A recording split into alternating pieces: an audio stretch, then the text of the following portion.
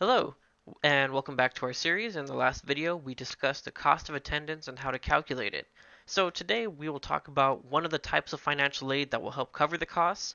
We're actually going to be talking about scholarships. So what is a scholarship?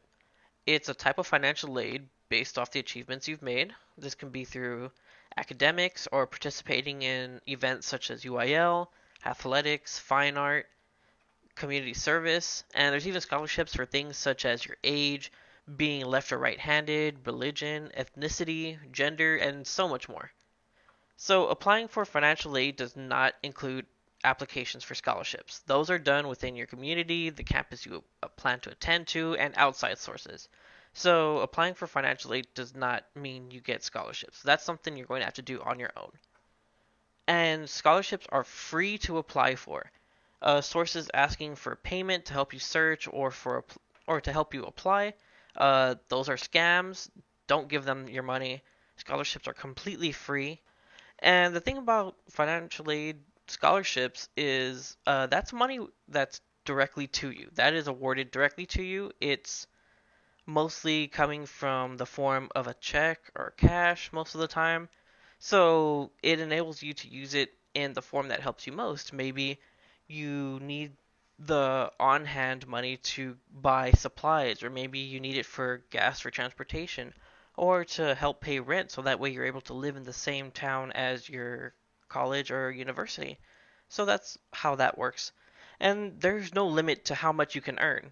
As long as you qualify, you can earn as many scholarships as you like. So you may be asking, where can I find scholarships? I will give you a list of some sites later you can use to help your search shortly, but here's some ideas of where you can find them locally. First off is your high school. Check with your administration for your high school, see what they're offering, because they do offer a bunch of scholarships to graduating seniors. You can check your college campus that you're planning to attend to. They offer a lot of scholarships for incoming freshmen, depending on where you're from, your needs assessment, your major of choice, and so much more. So be sure to check the campus website to see what they offer. Your community also offers scholarships as well. Local businesses as well as major chains can offer to their community. So be looking out on their websites to see what they offer.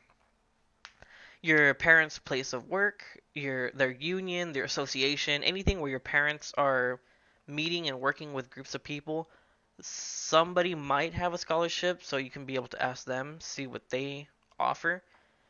As well as the internet, as I mentioned earlier, there are a few websites I will show you in a bit that will help you on such a wider level to see what the nation offers.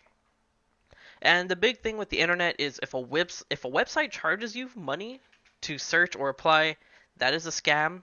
As I had said earlier, there are no scholarship charges to apply, so be sure to look out for that. There should be no money involved on your end in order to apply for a scholarship.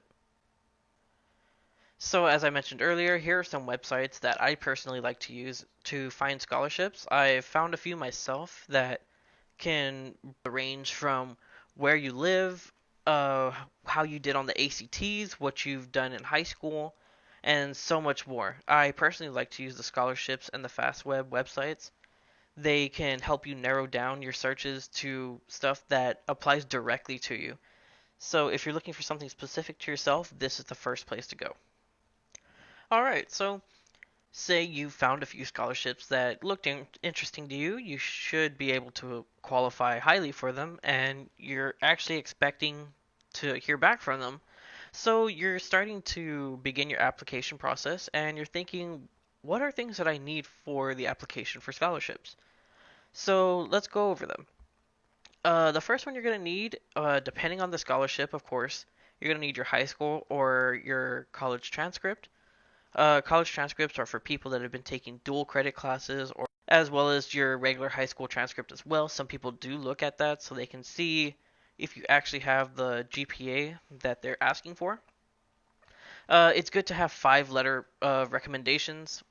Some of them do ask for this, and the thing with this is you want to be able to stay away from your immediate family or just family members when asking for recommendation letters.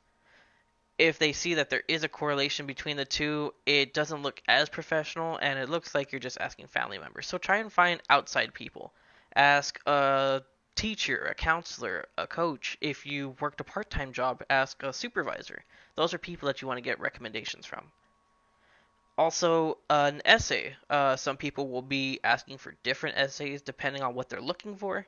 So just be ready to maybe write a few 1 to 2 page essays depending on where you're applying. Also, some may ask for a face to face interview for local scholarships. This could be with your high school or a local community or a business. They might just want to be able to meet you and see who they're giving their scholarship to. And most of the time, it's not anything hard. They just want to get to know you. They want to know where you come from, what you plan to do with it, what you want to become after you graduate. So it's all good. Also, keep a few thank you letter ideas ready. If you do get some scholarships after you made the application, you get them, they've awarded you the money, you want to be able to make sure that you thank them properly. Make sure you get with somebody to check how they would write theirs, maybe edit it a bit, and just have those ready so that way you can show your appreciation. And then the last one, a lot of them don't ask for this, but some do, especially for financial needs. They're going to ask for your proof of parental income or your involvement in extracurricular activities. So some may ask to see how much your parents make, so that way they can kind of see uh, if you're in the qualifying level of finance in order to receive it. And some want to see what kind of stuff that you've been doing in high school. So if you've been doing any sports, if you've been in the art club, if you've been in band, if you've been in theater, if you did UIL events for academics, they want to be able to see that so they know that it's going to somebody that worked hard and deserves it. All right, so here's an example of an advertisement for a scholarship from an elementary school. As you can see from the top, it shows where the scholarship comes from, Crosswind Elementary School. And if you go a little bit further down, it'll show you how much a scholarship is for and how the funds were gathered. It's a $500 scholarship. And if you go a little bit further down from that, it'll tell you the requirements. So this one requires that you went to this elementary school for at least 2 years, fifth grade included, and it's going to need one letter of recommendation outside of your family. So like I mentioned, try to stay away from family members because people are going to be looking for that. Also, it asks for a 500-word essay titled Crosswind Prepared Me for My Future. That's looking for an essay, as we mentioned earlier. And then the last one they're asking for is to have the completed application submitted by the deadline of their choosing, which in this case is March 27th, 2019. And that's a big one. You need to make sure that you get it in ahead of time because they have strict deadlines and you want to make sure that you get yours in so that way it's able to be reviewed.